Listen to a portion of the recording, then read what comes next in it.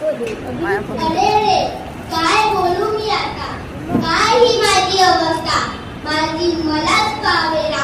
महाराज, अहो बघताय ना, तुम्ही मला घडवलं. कित्येक मावळ्यांचे बलिदान देऊ, अनेक लढाया करून तुम्ही मला जन्म दिलात.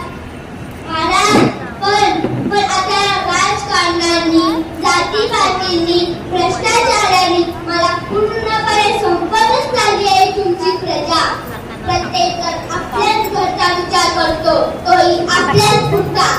तो येतो, तो ठेवून ठेवला महाराष्ट्र. अहो पण मी म्हणतो, ते तरी नेऊन ठेवा मला.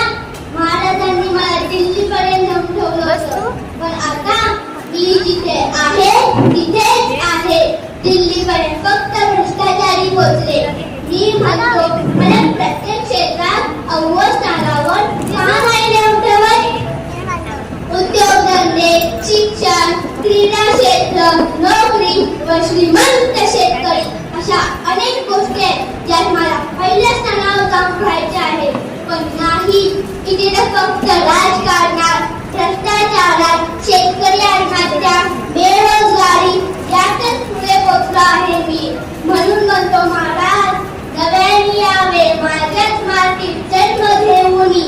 आम्ही करावा उभा हा पडलेला, हरलेला